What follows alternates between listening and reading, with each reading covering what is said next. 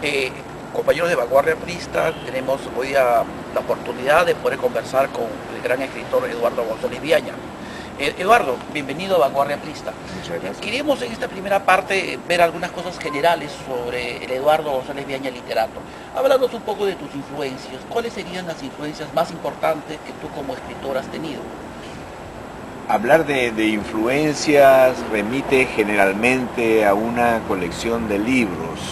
Podría hacerlo, pero la verdad es que más importante que una colección de libros es una colección de personas, de ideas, de lugares. Yo soy un hombre del norte, ¿no? De la provincia de Pacalmayo y estudiante de la Universidad de Trujillo. Eso forma parte de mi vida fundamental. De niño, en Chepén, mi abuelo, don Guillermo Viaña, que era un ávido lector de Dante Alighieri, leía conmigo la Divina Comedia, y cuando él comenzó a perder la vista, yo fui sus ojos. Y entonces, él decidió que la leyéramos en italiano, a pesar de que yo no hablaba ese idioma. Pero entonces mi abuelo me dijo, no importa, los niños pueden entender todos los idiomas del mundo.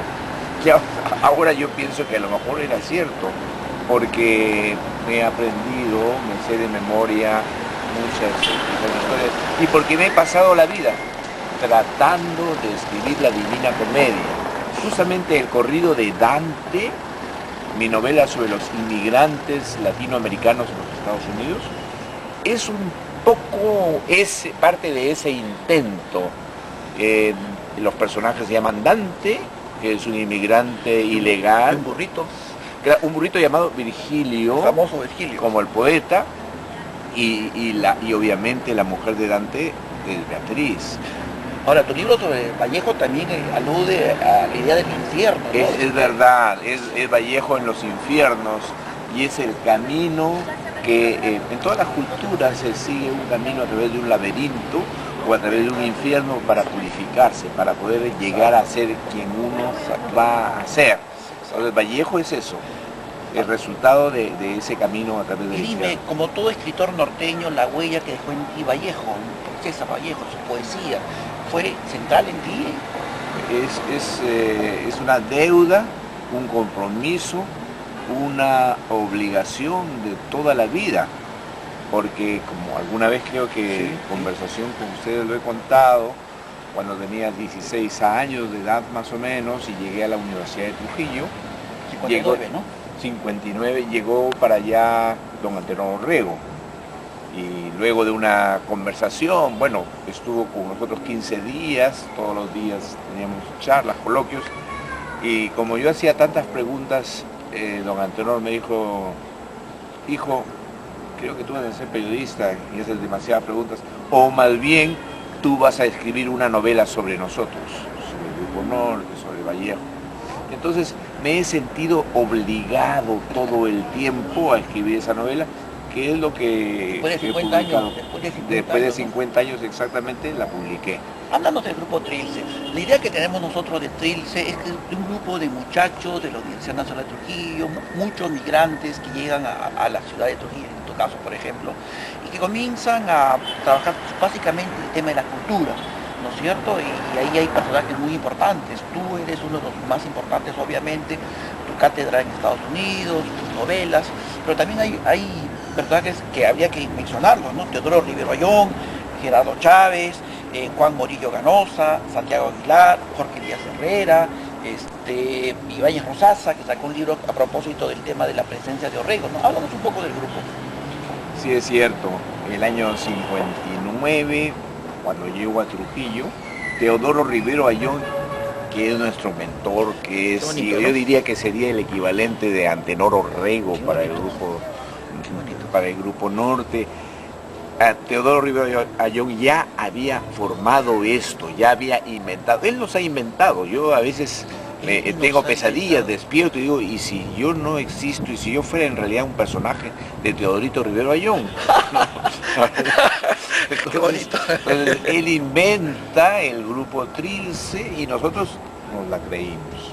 Entonces todos creíamos que podíamos hacer algo, que podíamos transformar el mundo de todas las formas.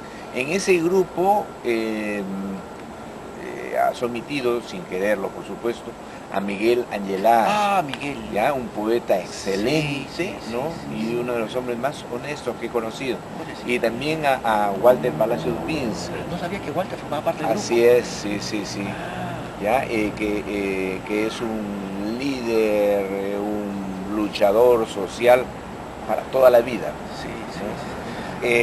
Y entonces nosotros nos reuníamos así, sin ningún tipo de asamblea ni de junta directiva, en cafeterías y tomábamos café.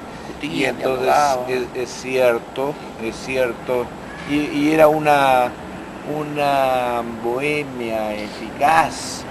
Es extraño que haya bohemias eficaces, pero a veces, bueno, yo la sentía así, porque aparte de eso, entre nosotros existía un sentimiento que no he conocido en otros grupos ni en otras ciudades, un sentimiento de gran cariño, ¿no? En el que todos suponíamos que el otro iba a cambiar la poesía, la narrativa, la pintura, todos nos pronosticábamos eso, todos nos sentíamos profetas de los bienes del otro, de los otros compañeros, ¿no?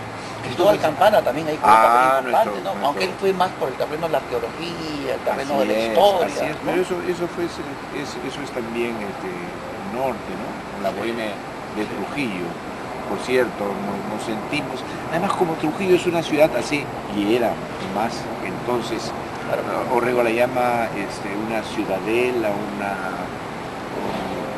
era una ciudadela encerrada en el desierto, ¿ya?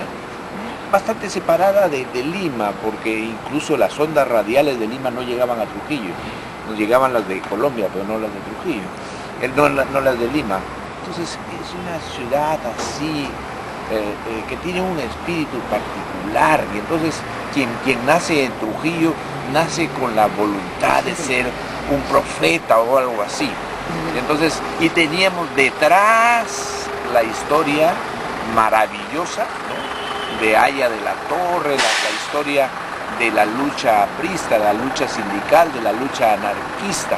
Teníamos la historia asombrosa de la revolución de Trujillo y no podíamos sino realmente ser herederos de todo esto, ¿no? Obligados permanentemente, en mi caso, a escribir todo el tiempo sobre estas cosas.